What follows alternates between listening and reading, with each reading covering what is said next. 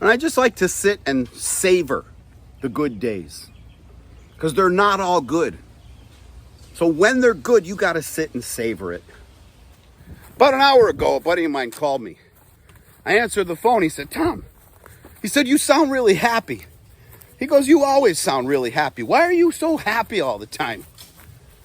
And first, I never really thought of myself as happy all the time. Sometimes I find that I feel that I'm pretty grumpy. But I got to thinking about it, and I said, one of the reasons I think I feel happy all the time is because I try to do things that make me happy. And one of the things that makes me happy, if I have the time, is to take a little afternoon walk around my farm. Can you hear that? That's the wind blowing this stand of bamboo behind me. Nature's wind chimes. You can hear them clacking together. You can hear the squeak. So I think when I discover something that makes me happy, I just like to do it. I like to repeat it. Like another thing that makes me happy is this section of my grove here where it's kind of wide open. You see all these baby trees. This has been kind of open for the last couple of months. And I had to decide, how am I going to fill it in and what variety of trees am I going to grow? And you see, here's another little tree that I was able to save. That avocado back there. This avocado tree behind me here was another sick one that I was able to save, but the rest of them I wasn't able to save. So I came in here a couple of weeks ago. I made a video of it, and I planted this section out. I put a few varieties of avocado tree in. I put some sapodilla trees in here. And now whenever I drive by and I look back here, it makes me happy. When I walk around here, it also makes me happy. Here's something else I'm really, really happy about. Behind me here is an avocado tree, a Monroe avocado tree. And this got sick with a disease called laurel wilt, which is typically fatal to these trees. But every now and then we're able to save the tree. Not only was I able to save this one about 2 years ago, but he already grew back to this height, and look it is full of baby avocados. I don't know if you could see those. This tree, here's another one. Here's a whole bunch more. This tree is full of baby avocados.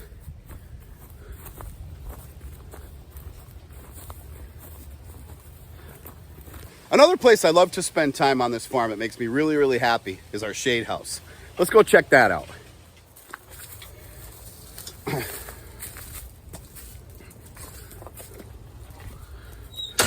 This is where all my trees start their lives. You see here I've got these mango seedlings. We'll be grafting these in a couple of months. I have a bunch of avocado seedlings getting ready to graft. Then I've got all these grafted avocados. Let's see, where's a good one I can show you here? Here's one. All these fresh grafted avocados that I need to prune and prop up with little bamboo sticks. So I'll take care of those. These are my wife's orchids here. Give these a nice little drink. And then I notice my shade house is starting to fall down a little bit. My shade, my screening here. So I'll have to make a note to get out and fix that. But let's give these guys a little drink before we get to other sections of the farm. Let's go. Oh, I love that noise. Hear that?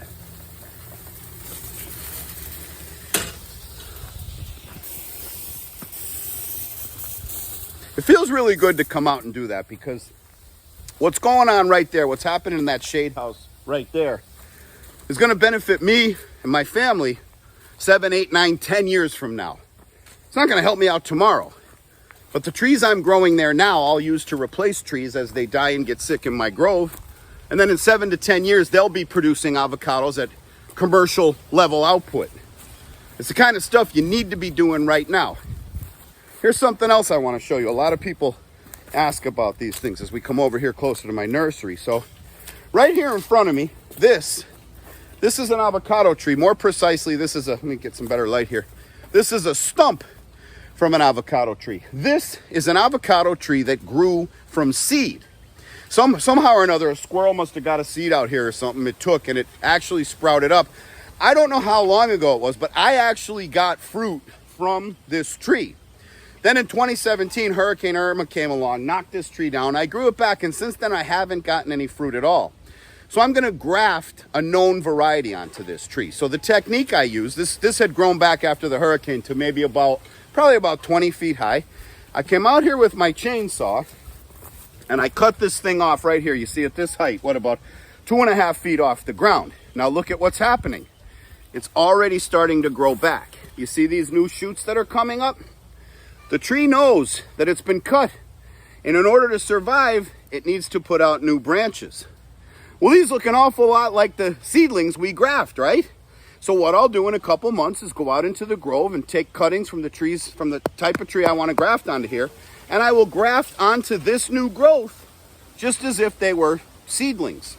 And then this little stump you see here, anything else that grows out of it I'll cut, and whatever I grafted I'll let grow, and this will grow into whatever variety tree I decide to graft, which I think I'm going to go with a lula. Now, something else out here in the nursery that I'm really, really happy about. A friend of mine, actually a married couple, two friends of mine, she got a job, a 1-year assignment. She's a physician. She got a 1-year assignment at a hospital out in California. Before she left, she brought me a couple of plants. One of the things she brought was a passion fruit, a passion fruit plant. And it hasn't really been doing much for me, and I don't know much about them. And believe it or not, I came out here the other day. I was going to rip it out of the ground and plant something else. And I looked, I said, wait a minute, I think this thing is giving me fruit. And look here, I'm starting to get my first batch of passion fruit about 18 months after putting this tree into the ground. I got those two there. There's a bunch over here. Let's see them. Look at that. So I'm not even sure when to harvest those things. I'm going to have to read up on them and figure out when we can pick them and eat them. But if you've never tried passion fruit, oh my God, it is so good. I first tried it in Venezuela. They make juice, jugo de parchita, they call it down there. Oh my God, it is the best fruit I've ever tasted. The best fruit juice I've ever had to drink. That same day, my friend dropped off a big old pineapple plant. And again, that was about 18 months ago. And looky here, we got a nice pineapple coming in. And here's what a pineapple looks like when it first starts to sprout. It looks like just a tiny little flower, and it's got these beautiful little purple flowers coming off it, these little leaves. In another couple of months, that guy will be ready to eat also. Everyone needs to have a friend like my friend Rosa and George, because in addition to a pineapple and a passion fruit, she also gave me a beautiful banana, a blue Java banana, which I planted here right in this spot, and it grew into this beautiful clump of bananas behind me. And you see here we have a bunch. I'll be getting ready to pick that in about a month or so. You see behind me this one that's cut off at the stump. That one's already given me a bunch of beautiful, delicious bananas. I still have a bunch of those in the freezer. We make shakes with them.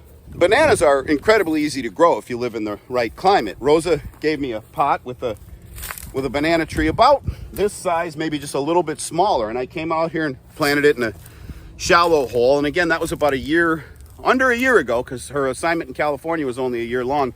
And it's already sprouted me this beautiful clump of bananas, because the way bananas work is before they give you their bunch, they start to throw up these little shoots, these little pups like this here. That's a brand new banana tree coming, and then it'll start to grow, and it'll get a little bigger and start to look like this one over here. Then it'll get a little bigger. It'll start to look like this guy. And then they grow into full-grown banana trees. They give you their bunch of bananas, and then I come out and I cut that particular one down, and the cycle continues. You know what else makes me happy? Biting into a piece of fruit called mamey. So I put these two mamey trees in here behind me. There's this one here, and I put this one in. They're both growing amazingly. I put them in about 2 years ago. And I put a few more in other places. And it only took about 2 years, and already the mamey is starting to fruit.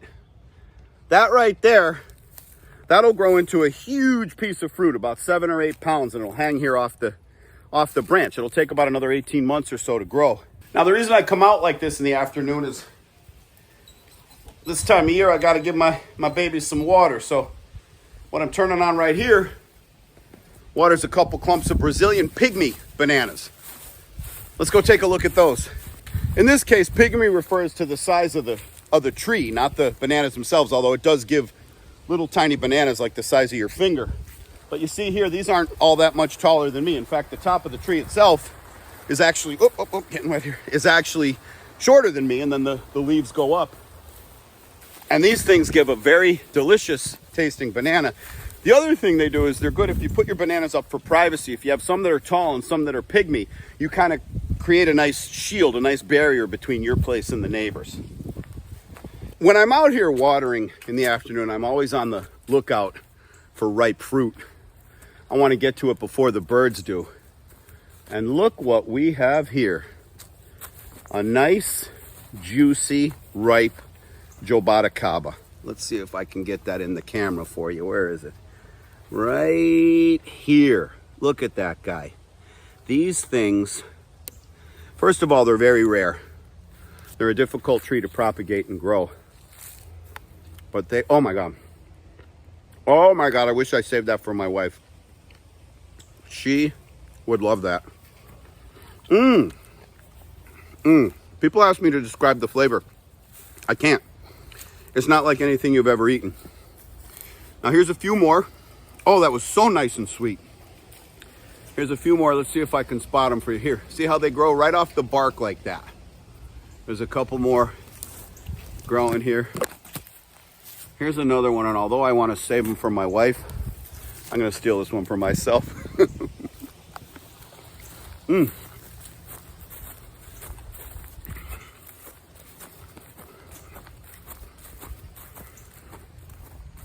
So I got the shade house going. I got the bananas going. Now we got to get the vegetable garden. And right now, the only thing I'm growing is okra. I just put some okra in. It's just starting to pop out. I got some little plants popping out in my 2 raised beds. The reason I'm only putting okra in, get out of the way of that water, is because we love okra. And there's so many different ways to prepare it. Last year I didn't grow enough. Ooh, looky here. Ripe mulberries. Look at that. Come on. Look at that guy. Oh, another one. Oh. Again, my buddy asked me why you're so happy. How can you not be happy? You can just walk out your back door and look around. Find yourself delicious fruit. There's more here than I can eat. These mulberries are delicious. They're like a mild blackberry. And these here, this batch of bananas, I forget what these are called. And I had a little sign, but it blew away in the hurricane. But these taste like an old style banana. It reminds me of being a little kid in my grandmother's house growing up in Pennsylvania. The one she used to get at the grocery store. It has such a strong banana flavor. They're really, really good. Everybody wants them when those ripen. I really should be moving on, but I can't get away from this mulberry tree. Oh, this is so good. Yum. I don't have to go out and water my avocado trees in the grove today because we got a really, really big time rainstorm 2 nights ago. So I got about another day or 2 before my avocado grove will need to be irrigated. But the small stuff and the stuff that's in pots, you got to hit it about every other day. So what I like to do is I start out in the shade house and I get that going. And then I do my little walk. By the time I'm done, the shade house has gotten enough water. Now let's see if I could turn this off without getting my phone wet. There we go.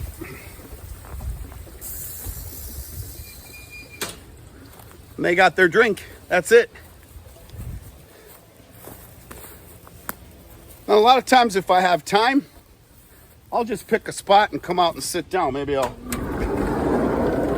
sit in my bus or something and think about things. I'm looking at my shade house. I see the water dripping. I'm looking at my wife's orchids. Such a pretty sight over there. And I just like to sit and savor the good days. Because they're not all good. So when they're good, you got to sit and savor it. And I can't help but notice looking into the camera that I look really, really good today. And I think it's because I'm wearing this Sleepy Lizard t-shirt.